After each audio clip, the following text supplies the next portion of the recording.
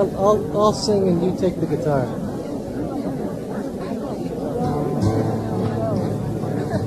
I'm going to get people.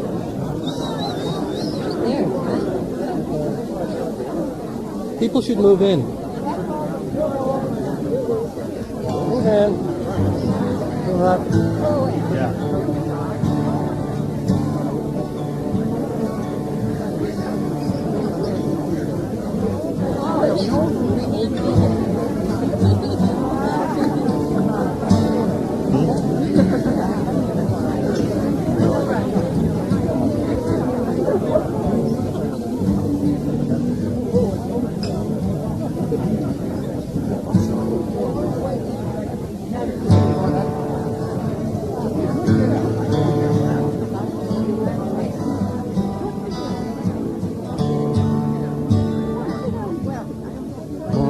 Has broken like the first morning.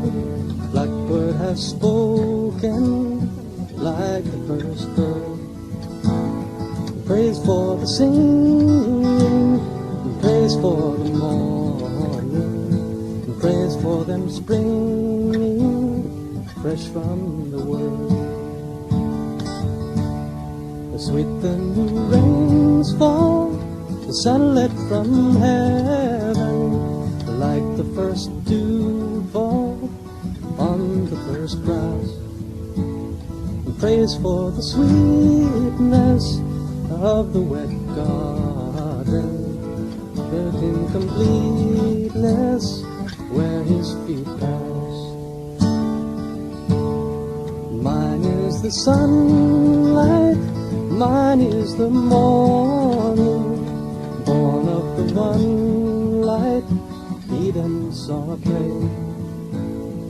Praise with elation, praise every morning, God's recreation of the new day. Morning has broken like the first morning, blackbird has spoken like the first bird. Praise for the singing, praise for the morning, praise for them spring, fresh from the world. Throughout the ages, philosophers and theologians have debated the meaning and purpose of life. To Betty, it was very simple. Human friendship. People caring for people. In those terms, Betty had a very successful life.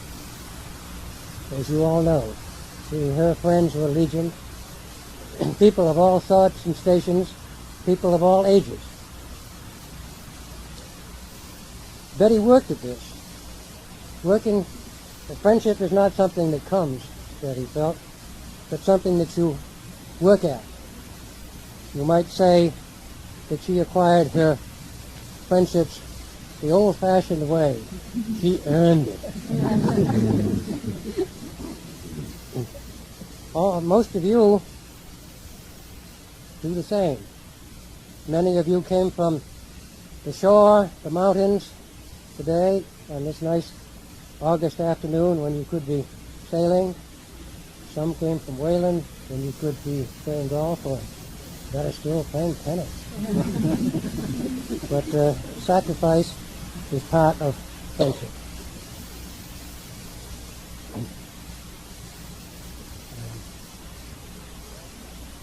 So I'm very happy to have all of you here to join with us in celebration of Betty's life.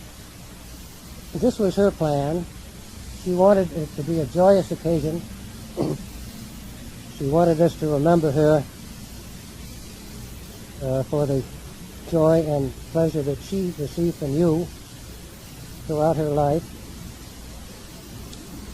But I think I would also say that she didn't rule out a tear or two during the afternoon. This program will be in 3 small parts, and each of my sons will be in charge of one part, starting with the younger. Graham.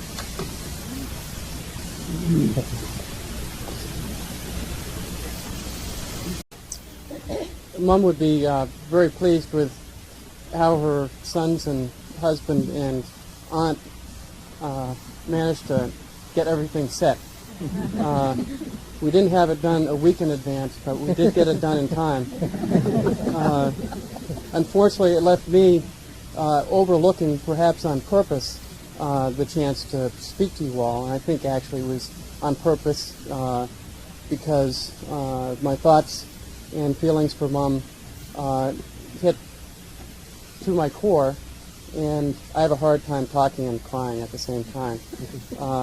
So on that note, what I'd like to help us do is to introduce people from various parts of Mom's life, just representatives, not deselect to you by any means, but people that were important to Mom and who we've all been learning, particularly in the last few weeks, she was very important to them. There's perhaps one exception to my comment about gathering a group of people to speak that are not that are just representatives, and that's my great Aunt Edie.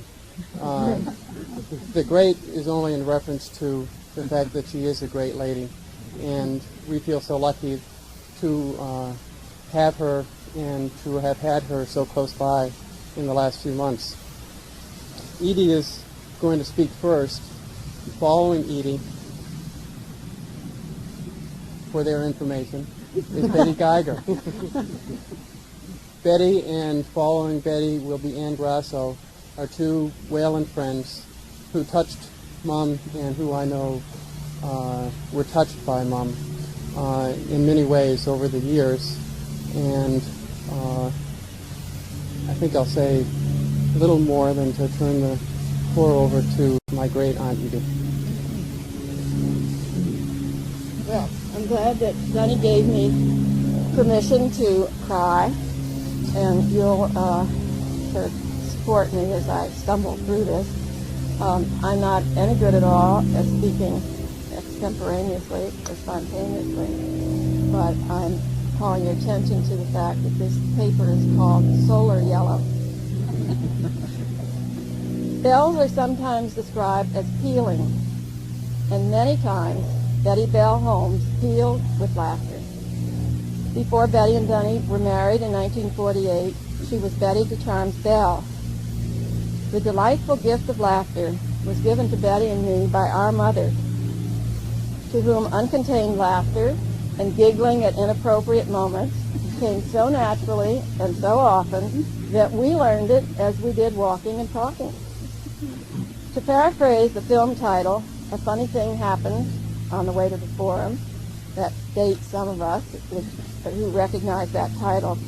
A wonderful, funny thing happened to Betty and me along the way of living our lives. Together, we laughed and laughed and laughed. Shortly after my arrival for an almost annual visit with Betty and her family, usually for a birthday, a graduation, a wedding, some special occasion, Blink, Bill, or Gray would ask, "Mom, when are you and Aunt Edie going to start laughing?" And once, one of the boys even asked, "What are you and Aunt Edie laughing about now?" And Betty, with all her wit and wisdom, as she held her sides, which were splitting, replied, "Do we have to have a reason?" Having learned so well from our mother, we had no qualms about getting the giggles at her funeral. We asked the funeral director, a lifelong and dear friend of our parents, to arrange our seats out of sight so we could giggle without embarrassment or having to divert those pleasant convulsions, knowing that Mother would not only approve, but would join in spirit. In thinking about what I would say today, I remembered this quotation. "'Tis always morning somewhere, and above the awakening continents from shore to shore, somewhere the birds are singing evermore." For Betty, at her garden party, this paraphrase seemed perfect. There's always laughter somewhere, and throughout the continents from shore to shore, somewhere someone is laughing evermore. Betty, living on now in my heart, will always be with me, and I, the remaining bell, will continue to peal with our treasured gift of laughter.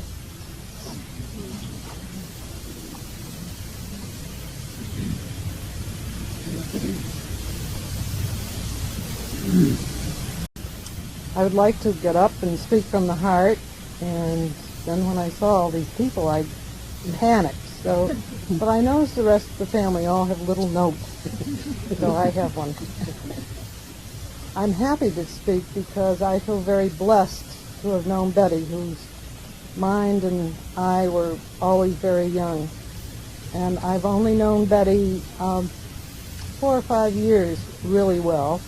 So we've lived in town for about 26 or 7, and I used to see Dunny and Betty at town meetings all the time. They were Mr. and Mrs. Wayland, and they looked interesting, but I never really knew them. One day they were really desperate for a tennis partner, and I made the grade. And as I say, I feel blessed. Betty was a tremendous support to me, and many times when I needed support. She was understanding when my own family perhaps didn't quite have enough of understanding. Maybe it was because my husband always put tennis before what we were to do, and I complained to Betty, and she said, "What's new?"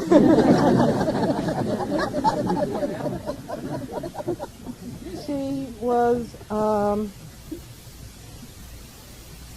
she widened my horizons. She didn't let me sit back. She'd say, "Come on, let's take this course at Wellesley and find out more about art," or "Come on, let's learn how to make baskets." And she pushed me, and this was very good. We all need pushing. She made me read books that were particularly favorites of hers, and that she didn't have to push too hard there. And as Edith said, we had some awfully good laughs. And then I think today I'm worried about Dunny, because one of the things that Betty always did was provide the children with wind-up toys, and who's going to do that now? Well, I'm going to start. Thank you.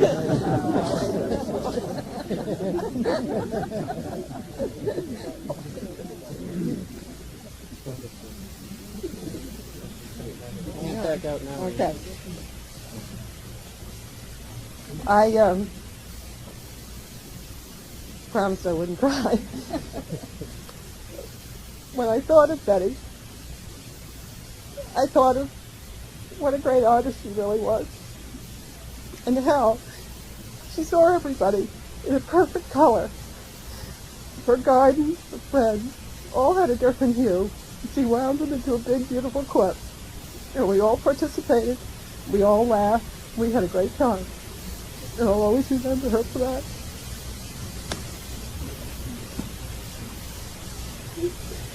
Cry together. I'm going to pick up again on the tennis theme, which has already been broached. It's unavoidable here. I'm going to introduce some people in Seattle who can't be here. Jim and Mary Reagan, who met on the tennis court. It was one of these planned but unplanned encounters. Only Betty knows whether it was planned. Jim and Mary still think it was unplanned. And Mary has sent something to be read today. And I'm also going to introduce Sue Culver and Pete Solon. Sue is a neighbor who doesn't take tennis seriously, but has profited in that sense from in the tennis sense from the friendship with the whole family. Pete Solon got to know us through the tennis court. There's Pete right there. He hasn't disappeared. He got to know us through the tennis court, and then we got to know each other in all the other important aspects besides tennis. hockey. And after Pete speaks, Lucy Parker's going to play the violin, which is next best to the tennis racket in her repertoire. Lucy was my violin teacher, and also one of the women tennis players who were scattered through this group here. And actually, I think there was a tennis match today that my mother died, and Bissus was here. Before I read the note from Mary, I have to explain a few references that may not make sense. Charlotte is a dog who is eternally in our presence here at Draper Road. Some of you may know her. Those of you that do will remember her. She had a friend, Daisy, who was also very dear to us.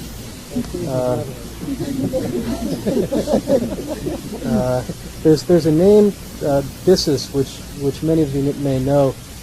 Pete Solon's daughter was unable to, at the age of 2 or so, got confused between Mrs. Holmes and Betty and produced sort of an amalgam, Bissus, which we've used ever since. Oh, my line. I didn't tell you that. You'll hear that from Pete. So this is the letter from Mary. I had a friend named Betty. She will be unforgettable and irreplaceable. The generation and the continent that separated us failed for me to reduce the intensity of our friendship. Though I saw her only once since 1980, I can bring her to mind effortlessly in images of such clarity that I can hear the nuances of her voice as well as see the expressions on her face. I can see her over morning coffee. She is relating the most recent episode in Charlotte and Daisy's fairy tale partnership, and I long for the lost opportunity for my children to know Betty as an inspired creator of whimsical fantasies out of the daily events of our lives. I see her in the library with the latest crafts project spread over her lap. She might be watching a tennis match or indulging reluctantly in a soap opera, but always as a background to conversation. I am grateful that my children will have many opportunities to value Betty for her talent as a craftsperson, particularly each December when we assemble our Bissus tree, aglow with our favorite ornaments, all of her design. I see Betty presiding over a family dinner, the lively conversation as much a pleasure as the latest elegant dish from Aunt Edie's files. I know my children will enjoy some of the same wonderful meals, for I can now prepare them with experienced skill, but far more than the food, I hope they grow up with memories of the kind of family enthusiasm and harmony that I observed and shared at Betty's table. I see Betty's look of surprise as I lean toward her to whisper, "I think I'm in love," the first time I met Jim at her house. That should be read court. Her failure to anticipate the consequences of our overlapping visit in Wayland was a rare slip of her keen intuition. My children will one day appreciate how directly they owe their existence to the woman whose warmth, humor, and generosity encouraged us to invite ourselves to her home and subsequently begin the inevitable journey that has led us to the present. I have a friend named Betty. She will always be in my heart and in my warmest memories. She enriched my life and honored me by her love. I know she knew how easily I returned it.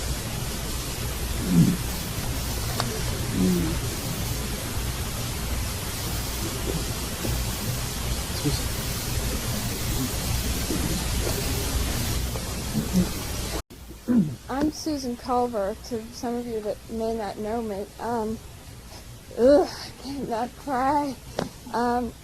I have one regret about Betty, and that is that I've only known her for 3.5 years, and that's as long as we've lived in Wayland. But we immediately just had this kinship. She was one of those people that I felt like I knew her the first time I met her, and we just became very close. And as a result, Ned and I have gotten to be very close with the Holmeses. And she just taught me so much about everything, about life, about people, about gardening, just about everything. And I just wish she was a wonderful person. And the only other thing that I sort of regret about Betty is that our first child will never know her and know all the wonderful things that she meant to me. But she just was a great person, and we're going to miss her an awful lot, and I'm sure she'd be glad that you all came today.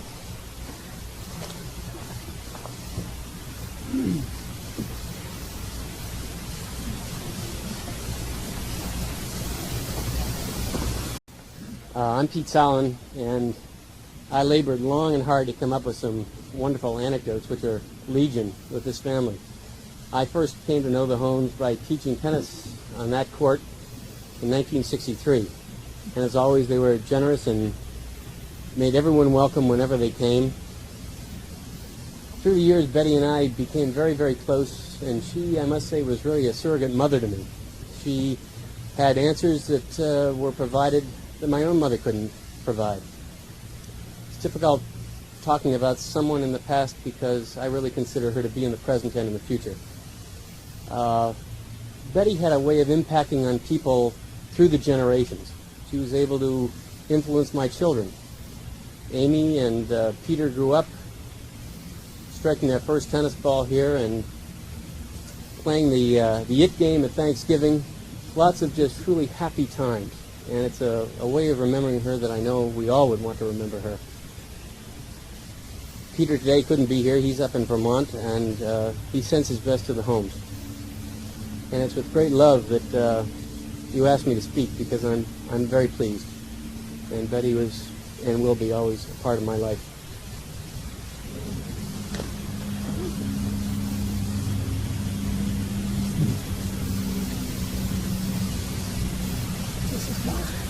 Some blow over.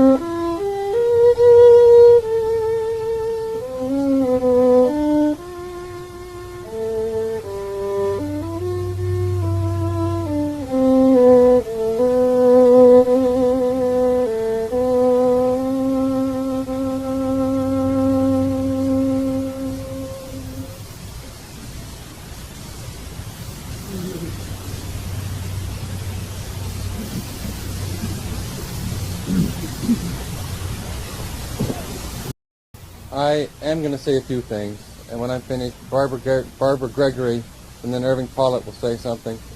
And after that, we'd like to, in the tradition of the Quaker meeting, make this an open forum for anyone who would like to say something. We will turn the timer over when you start to say whatever you'd like. I promised my brothers that I would not preach a sermon, and I will hold to that promise. I haven't even written anything out in longhand. All I did was I just tried to let my memory go back and think of something here and something there. And what I have is something like a collection of snapshots of Betty's life as I knew her growing up. I remember her flexibility. I remember her expecting one or another of her sons to come home with 2 friends for dinner and arriving with 5 and saying, "Oh, come on, we got plenty, just have a seat, we'll find some more," pulling it out of the freezer. She was always ready. I remember her relating to people of all ages. She was ageless. Young ones, old ones, in-between ones, anybody, and especially maybe to children. My son adored her, absolutely adored her. As you may know, she has asked that contributions be made to the Wayland Public Library. Those are to go for children's books.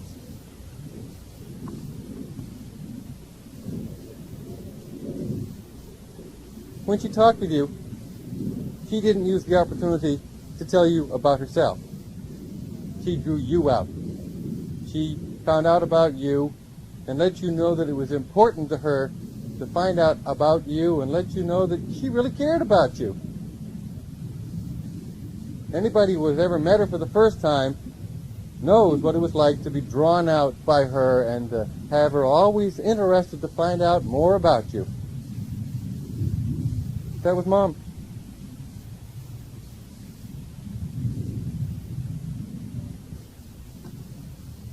She was always prepared.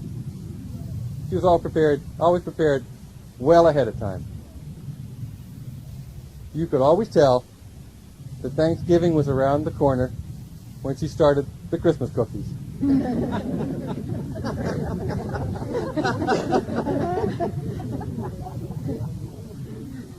She was always there when you wanted her. Now, I can imagine that there are times when I was growing up when I was sure that though she was there, I didn't want her. I know that. But in any case, she was there. She lived in a house of men who liked, face it, she lived in a house of jocks. But she was there. In the winter especially. She would go out to those icy cold hockey rinks and stand there, freezing her hands because she was going to be there. She went skiing. She never put on a pair of skis. She would go up the chairlift and down the chairlift. But she came. She wanted to be there.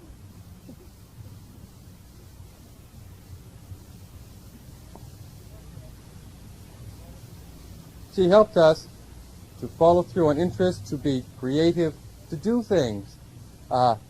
Maybe some of you lucky ones who live close by bought some of the applesauce made from the apples from these trees.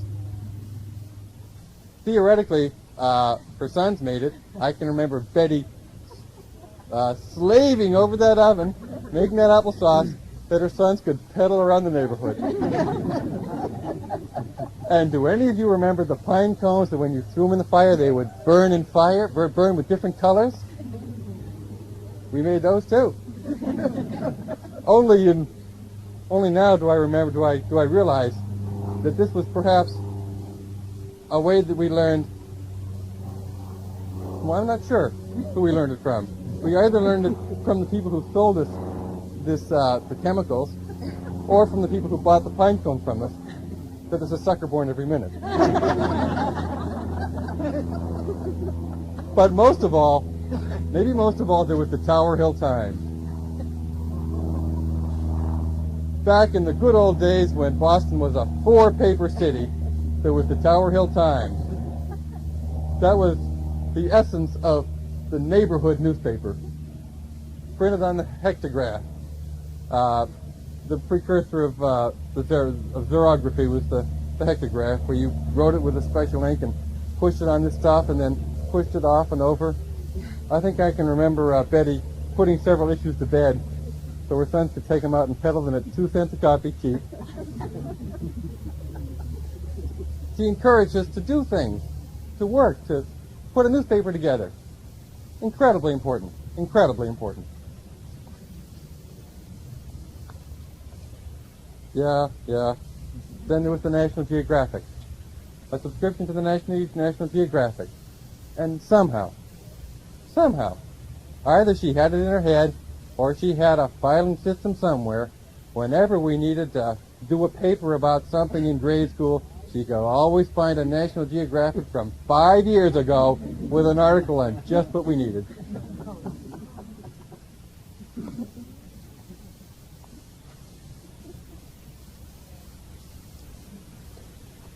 And her favorite days. Her favorite days were Christmas and April 1st.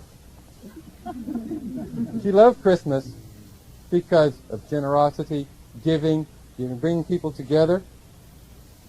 I'll need the assistance of one of my brothers to show why she liked April 1st. April 1st, I can remember all through grade school. Yeah, I need a brother. You can be any one of them. Come downstairs into the kitchen, and she'd look and say, you react appropriately, of course, Bill, your shirt's not tied. She did used to call Gray Bill. So she'd go from Link first down to Bill, and then she'd get I mean, Gray, your shirt's not tied. And Gray would look down at his shirt, and she would go, and then Bill would come down, and she'd say, Bill, your shoes aren't tied. And he'd look down, and he'd go, and I'd come down, and she'd say, Link, your socks don't match. And I'd go, and she'd go, got you again.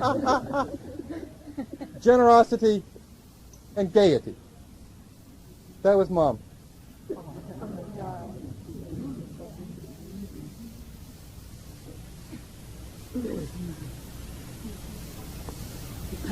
Well, I'm going to describe a very small scene, but I think probably a very familiar scene. I hope it's familiar to all of you. It's in her kitchen.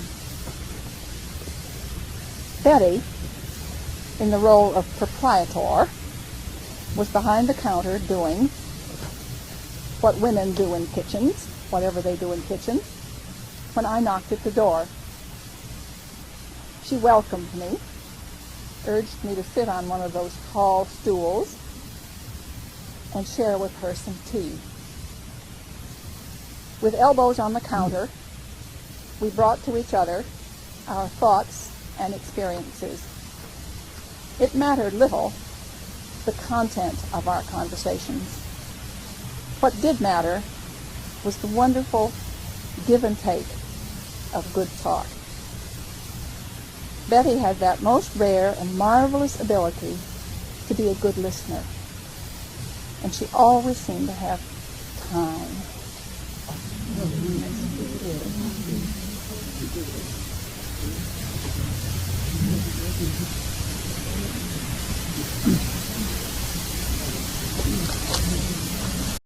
I'm used to speaking to groups, but I discovered that I didn't trust myself today, so I wrote myself a message. We all have acquaintances, friends, and close friends. Many of us here felt that Betty was a close friend. She had the capacity to make each of us feel like we had a special relationship with her. She made the advances. She called. She dropped in. So we are all here because she was so important to each of us. Betty and I were teamed together to interview families for the American Field Service placement of foreign students. We spent a lot of time together at night, in cars, in houses. Of course, Shirley and Denny and Betty and I played with that and had a lot of fun with that. We four became important to one another. Without her wonderful capacity for outreach, for fun, and for the ridiculous, we might all have remained just acquaintances. Shirley found a poem that I want to read. It turns out that one of my mother's uncles, Henry Van Dyke, wrote this little poem. These are the things I prize and hold of deepest worth. Light of the sapphire skies, peace of the silent hills, shelter of forest, comfort of the grass, shadow of clouds that swiftly pass, and after showers, the smell of flowers, and of the good brown earth, and best of all, along the way, friendship and mirth.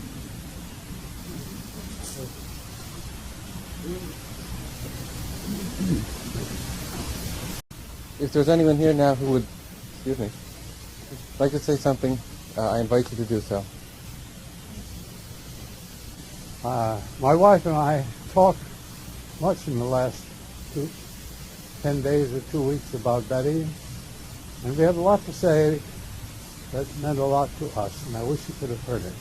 But my wife said one thing which struck me so deeply that I asked her to write it down, that I might say it to you. And she did, and I want to repeat this as our contribution. Betty Holmes became a heroine to me when she proved to be the only mother I ever knew who gave life to a child twice.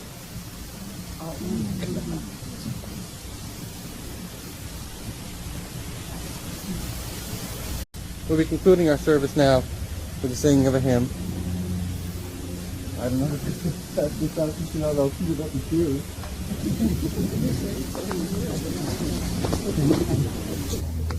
Bill? Where are you, Bill?